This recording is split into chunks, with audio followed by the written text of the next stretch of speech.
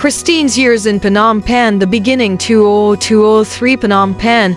The year 2000, the city was alive with the scent of grilled corn, the hum of motorbikes, and the restless rhythm of a country still finding its future. Beneath the glowing orange lamps along Norodom Boulevard, Christine walked home from the teacher's college, her folder pressed tightly against her chest. She was only 21, newly graduated, full of ambition, yet nursing a heart that still ached from her first love, a man who had promised her forever, then disappeared into someone else's arms. Life in Cambodia was changing quickly. Internet cafes were starting to open.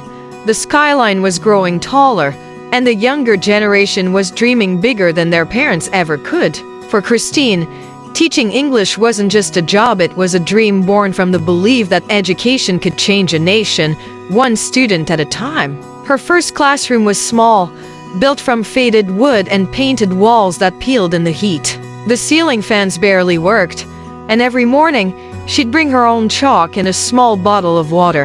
Her students adored her not because she was strict, but because she taught with kindness and laughter. She taught them not only grammar, but also how to believe in themselves. You can go anywhere, she'd tell them. Even if you were born here, in this little street, your dreams can still fly. One evening after class, as the monsoon rain began to pour down, she met Vanak, a young Cambodian man who worked in the same school's office. He was quiet, soft-spoken, and always seemed to notice when she needed help. When she dropped her stack of papers in the mud one afternoon, he rushed to pick them up without a word. "You always carry too much," he said shyly, smiling for the first time. Christine didn't expect to fall for him. Not again. Not after what she had been through. But little by little, Vanak's calm nature began to melt the walls around her heart. He would bring her jasmine tea during her breaks, fix her broken umbrella, and walk her to the bus stop when the streets were dark.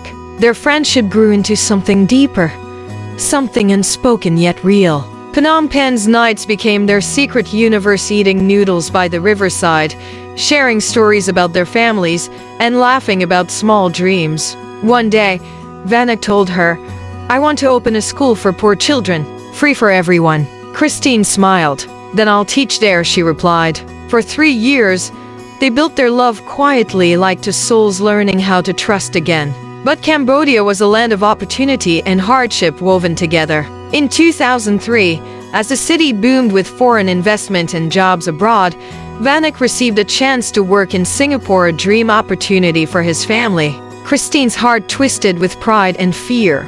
"You should go," she whispered, even as tears filled her eyes. "I'll come back," he promised. But months passed. His calls became less frequent. Emails stopped. And by the time she saw a photo of him online standing beside another woman, Christine felt the same sharp pain she had sworn she'd never feel again. That night, she stood on her small balcony overlooking the city lights and cried silently into the humid Phnom Penh air. It wasn't just heartbreak, it was the feeling of being left behind while life kept moving forward.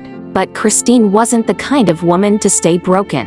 The next morning, she woke up early, tied her hair neatly, and walked to class with her usual calm smile. The city was noisy, students were laughing, and she found peace in the rhythm of her routine. Teaching became her healing. Every lesson she gave, every young dream she inspired, it reminded her that life didn't end with lost love. It transformed with courage. As 2003 faded into 2004, Phnom Penh began to glow with modernity, cafes, internet shops, the first malls, and endless construction. Christine watched it all unfold from her classroom window, wondering what the next chapter of her life would bring. She didn't know yet, but her story of love, heartbreak, and rediscovery was only beginning.